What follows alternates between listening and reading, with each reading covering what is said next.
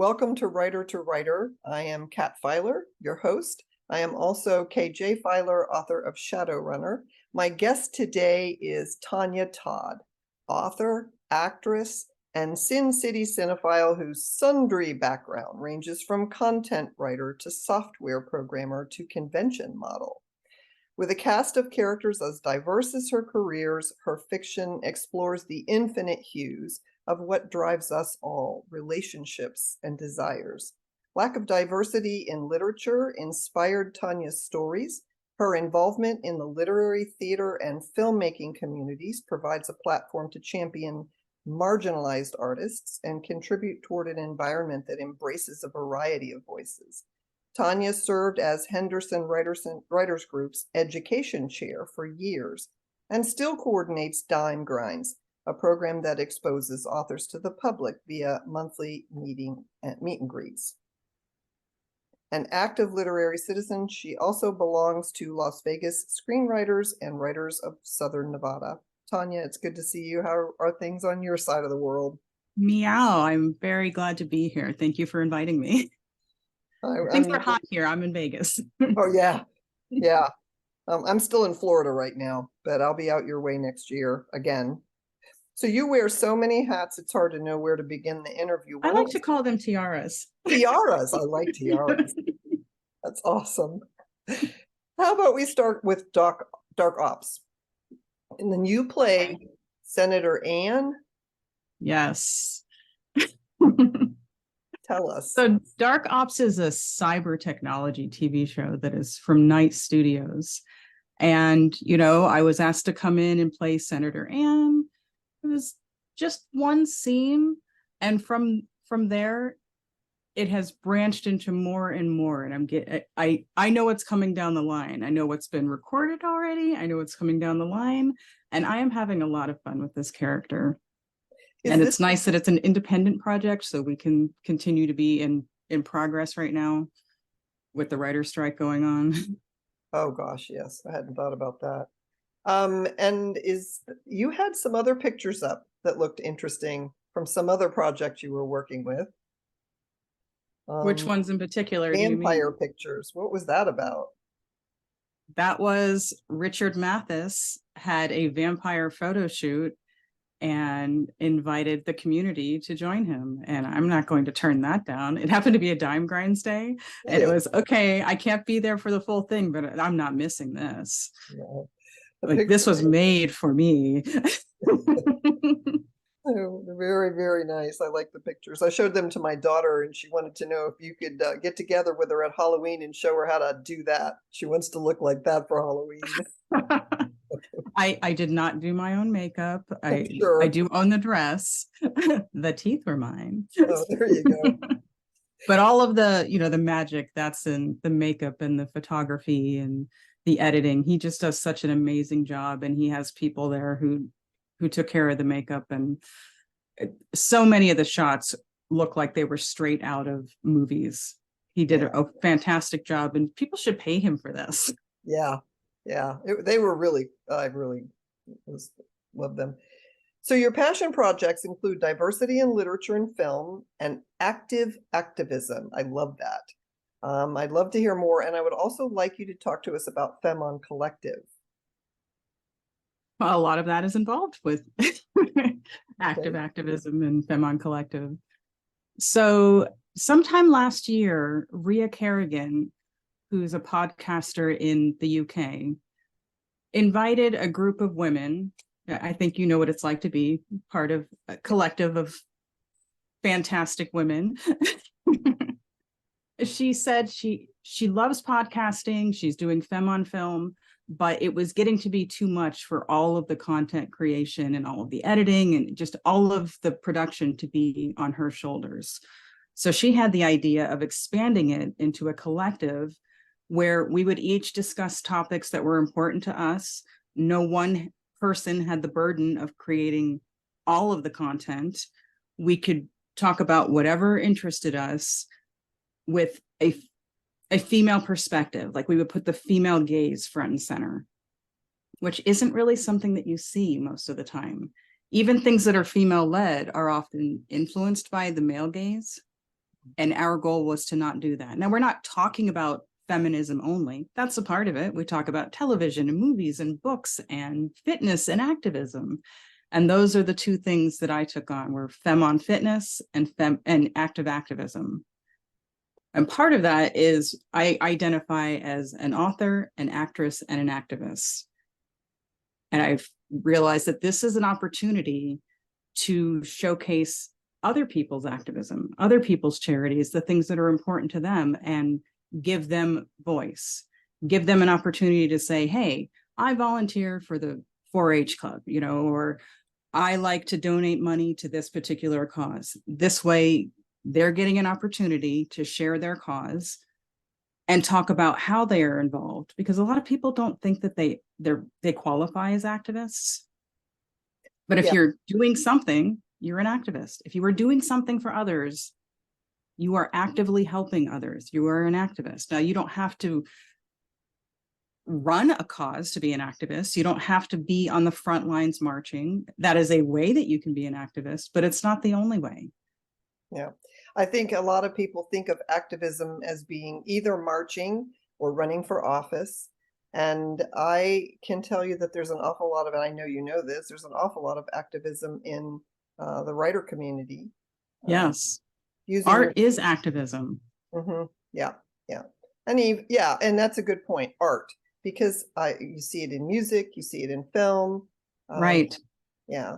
My husband and I were doing a sort of 70s night, watching old movies and stuff, trying to find some old stuff.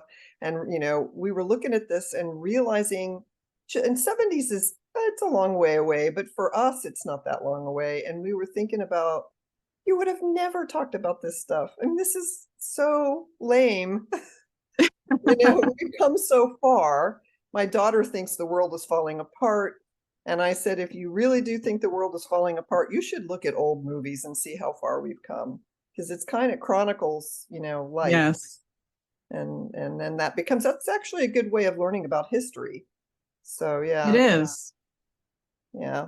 So, banned books, prohibited prose, you called it, a topic that could be its own episode. And so you've hosted several thoughtful conversations about this. Works that have been removed from library shelves or school curriculum. It's a big deal to me because I'm in Florida. There's an awful lot going on here.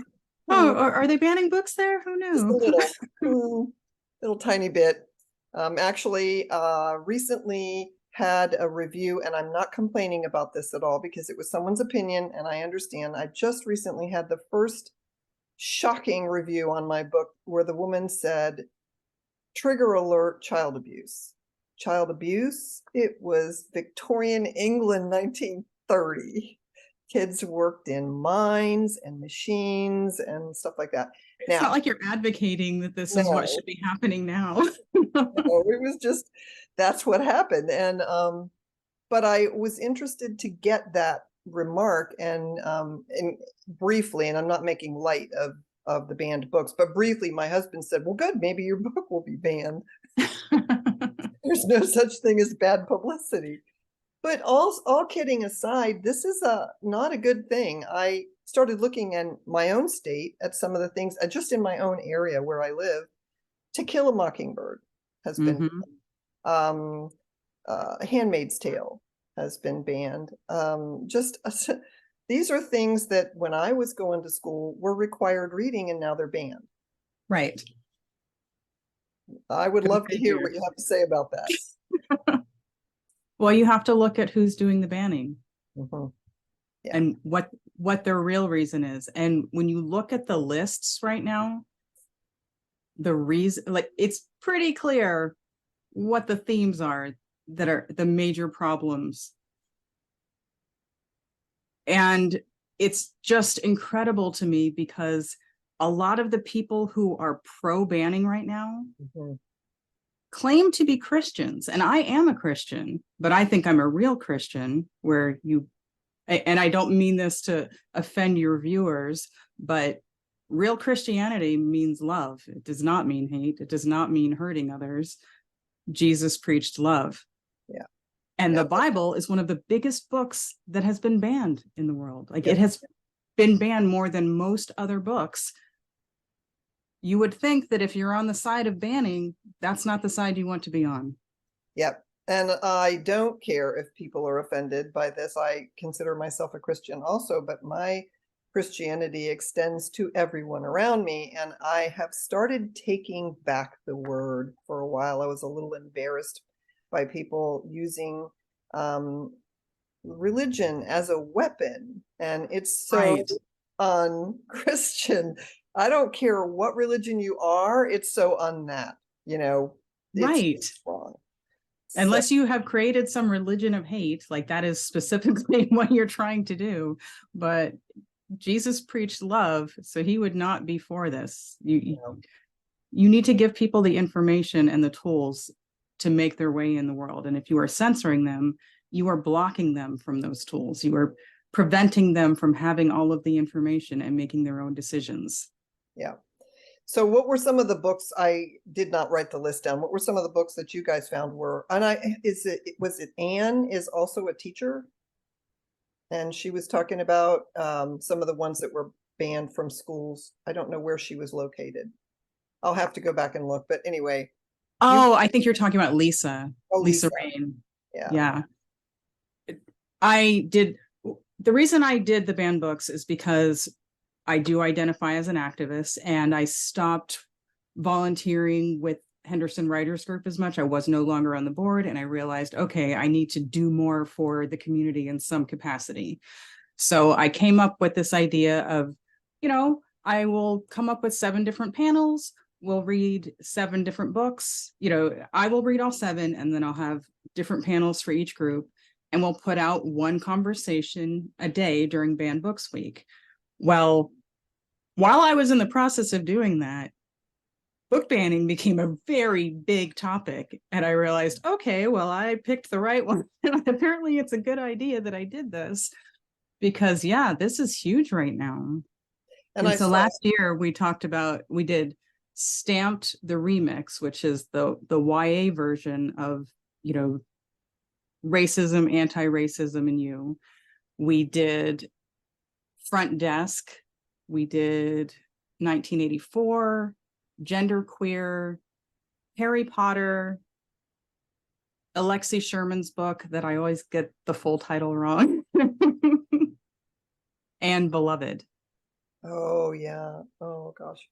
And that's actually a list that I would have written down and said to my, junior high student child, yeah, these are books you should read.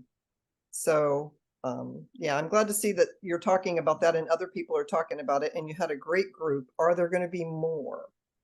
Yes, it was so popular that before I even finished putting them out, people were asking me to do it again and continue to do it. So I don't have the list of books yet. I'm actually compiling that this week. Is all right, which books am I going to do? Which topics am I going to tackle? And then recruiting the people to be part of the conversations. And September was the week last year, but it's the first week of October. So I have a little bit more time. A little. A little. And there's something about the power of story. I just was talking to another friend about the author friend about this. It seems to me that possibly one of the reasons this is going on is that having a direct conversation, that is one thing, and you can disagree with somebody. But when you're reading a story or when you're telling a story, when you're sharing a story, it's really hard to tell the other person to be quiet. First of all, you have engaged other people who may or may not agree with you, but at least they want to hear what you have to say if you're a good storyteller. And the other thing is, it's just a story. It's not an argument. It's just a story. So take what you need from it. Yeah. So, what do you think about, and this is film too, about the power of story? How do we use story to solve problems in our society? Well, we expose people to information. We tap into their empathy. We show them about people who are different from them so that they can say, hey, I recognize this as a human story. And now I can see myself in this story and thus feel for this person. That's a huge way that stories affect people. And that's whether it's on screen or on the page. It connects us to other people that we never would have met otherwise. Yeah, I was talking to an author recently about Audible and other recorded books.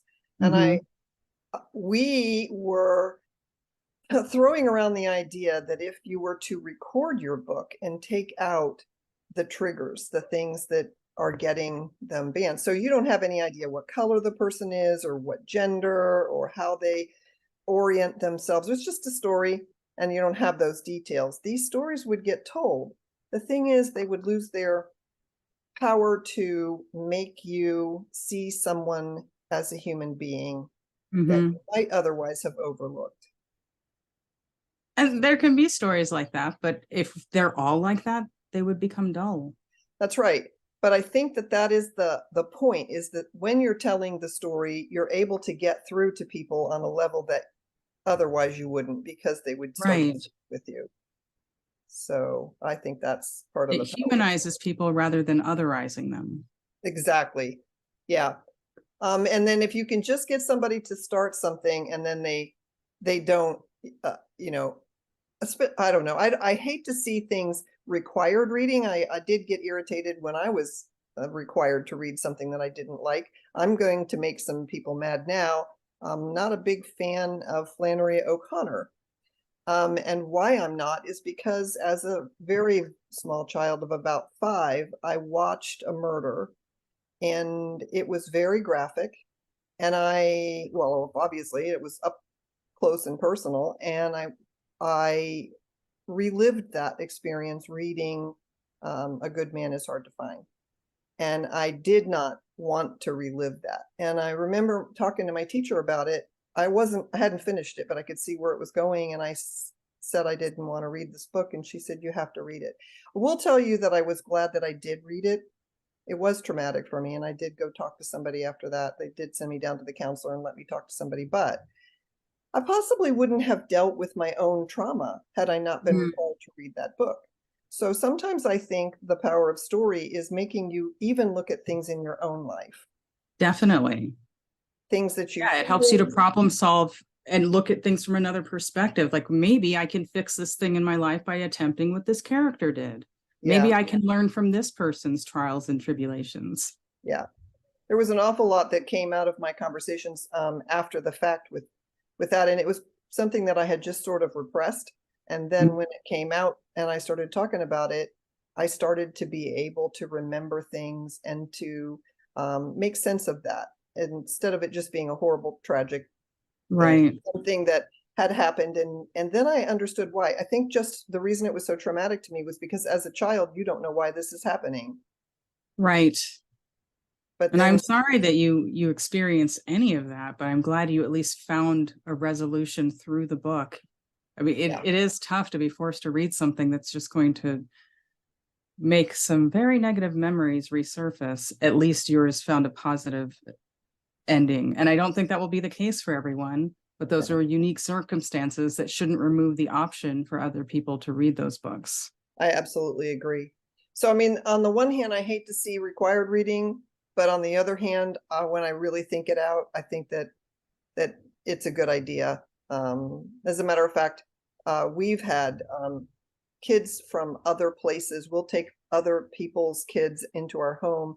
When we were living out west, we took a bunch of friends' kids out there because they'd never seen the American West. And it was such a different place for them. And I thought, oh, this is really good for them. They're learning something. They're meeting other people that are outside of their little community. They're also seeing America, which I thought was great.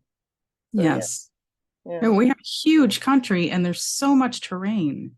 Like we have so many different types of places in America. Whereas you look at some countries and you know immediately where it is because their whole country looks relatively like that. Because it's not that big, but we have 4 different time zones. Yes, and we have a lot of different cultures inside of the one country. And I think I'm personally very proud of that. I hadn't understood the importance of story until I moved out west. and started being introduced to cultures where history, family stories are passed on through storytelling, not necessarily writing either. And Yes. started thinking about how important it was. Even as children, we tell stories. We hear the family stories. We tell stories that we already know, just to share. And then when you get somebody new in your circle and they start telling new stories, then that becomes powerful because you start Yes. imagining things for yourself. So yeah. So you have stories in Las Vegas Writes, Love in the Dunes, Tales from Silver State, author portraits, and you have nonfiction featured in NPR's Desert Companion, but I'm sure I've missed others. What you may not know is that I have an upcoming collection coming. It's due out in December with Four Horsemen Press. 52 Love, which is 52 love lessons in 52 weeks. And that is coming out as kind of a gift book in December. Ooh. And then there will be 4 short story collections where each of those 52 tips is going to be based on, or is going to be the story prompt for a short story from existing characters. So it's going to be an author will take their existing characters, use one of the tips, and then write a short story around those tips. Oh, I like that. So can you tell us 13 stories per book, and they'll come out quarterly. So I'm very grateful that Four Horsemen is doing something so different. That's not something that most publishers will do. It's like, is it nonfiction or is it fiction? Well, it has an opportunity to be both. Yeah. It's an interesting title. Can you explain that? 52 Love? Just the 52 is about the 52 weeks. And then they're intimacy tips. It's one intimacy tip per week. So I was just keeping it simple. 52 Love, just the basics. You get 1 tip per week and we have 52 weeks. It's a great title. Thank you. So is there a question I have not asked that you would like me to? If so, what would the question be and how would you answer? Ooh. I don't get asked that. I guess you could ask me about dime grinds. Okay. I should probably promote that while we have that here. Yeah. So tell us about dime grinds. I know that I have attended, and it's online and it's by Zoom, and you have some people who talk about their own work, and then you have a sort of conversational group, and it's a little bit like well, I guess it is a writer's critique, is it? No, it's not. It's not a critique. We don't critique. Right. It's a meet and greet. It's an author meet and greet that used to happen in a coffee shop. They would sell 10-cent coffee, hence the title Dime Grinds. And the authors would get up there and talk about their author journey for about 10 minutes. They would read about 10 minutes from their books, and then they would answer audience questions and sign and sell books. But when the pandemic happened, we had to shut it down. And then we decided, well, we could do this online. And once we did that, we were able to open it up to authors all over the world, which is why we have not gone back to in person, because we have people who attend from various states, not just Nevada.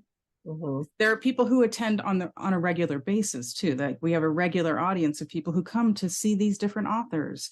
There are some people who maybe have their own magazines or have their own writer shows like you do, and they'll go for talent scouting. Like, okay, which of these authors do I want to ask to be on my show? I have been able to refer many people that way. So there may be 2 or 3 people who just show up and watch and then invite authors onto their shows. I love that. And I think it's really nice that, if there was a good thing that came out of the pandemic for me, it was that I was living in Phoenix at the time, and you would think that there are a lot of people in Phoenix, and there just aren't. Coming from the East Coast, it just seemed like a wasteland. Like it was a big city, but not. But then it was really hard to find a group. I had been in 3 groups in Northern Florida. I had been in 3 writers groups, and we did critiques and stuff, and I was out there for 6 years and couldn't find one. Wow. Well, now Henderson Writers Group has also gone online, so their critique groups are online. Yeah. Yeah. And I think that's a good thing for people who are looking to write. I think it's there's a couple of ways that you can find out. I'll obviously look for writers groups, and yours in particular, Dime Grinds, I would certainly recommend that, and Henderson Group. But yeah, I don't know why anybody has to get in their car and, or get dressed up and go. You just go online. And I am now also a part of Atlanta Writers Club because I saw what they were doing. Some of their stuff is in person, but they have a lot of stuff online that George offers wonderful resources. So why would I deny myself that just because I'm not from Atlanta? Exactly. And I know you did make the trip in person and gave a really great lecture and also a workshop on diversity in writing, which actually I'd like you to talk about that a little bit. I have a couple of friends who have stories going and they're afraid to write them because they're afraid it's outside their lane. Well, So, I say, number one, if you are called to write a story, write it. okay. After you have it written and you're going through the revision process, now you need to confront what made you wary. Okay. Have you made these people complete people? Are you using stereotypes? Are there tokens in your story? But I am anti-censorship. I am absolutely 100% on board with own voices. That is a publishing issue. That is where publishers are like, oh, we already have a Black story right now, or we already have a queer story. There can be only one. Like, do you have your white story? No, that's not something that's limited in the same way, Yeah. So I don't want people to decide not to tell a story because of what other people will think. Okay. If you don't think you're the right person to write the story, then don't write the story. But don't shut yourself down because of other people. But if you are called to write a story, you better make sure that you write it well and do your research and honor those characters and the communities where they come from, so that you are doing your best job to add to the diversity. We don't live in a homogenous society. Why should our books have only characters who look like us? Does that mean I'm only allowed to write mixed characters? Because that would not feel realistic, would it? That everyone in the book is mixed. Yeah. Yeah. I think there may be a sort of climate going on right now that adds to people's concern. But on the other hand, I can understand, and I think it's really good for an author who is writing something maybe not about their particular experience, to say, okay, well, I'm going to need to do my research on this. Then I'm going to have to include people who can inform me and help me with that. If you're not a plumber and you're writing a story where the main character is a plumber, how are you going to do that if you do not research what it's like to be a plumber, or maybe talk to a plumber or read something written by a plumber? Yeah. You need to be a part of that world, and that way you're not talking about someone outside of yourself. It is you. It's just another form of you. And if you don't feel like you have enough to write that story, you need to look at that. Why? Why you don't have a single Black person in your realm? Then that's what you need to work on right now. Not, they won't let me write this story. I mean, there's so many things that you need to look at, and it's not just, well, I can't write about somebody who's different from me. Shouldn't all of our characters have something different from us? If we're writing historical fiction, we don't live in those times. If you're writing sci-fi, that is not your life.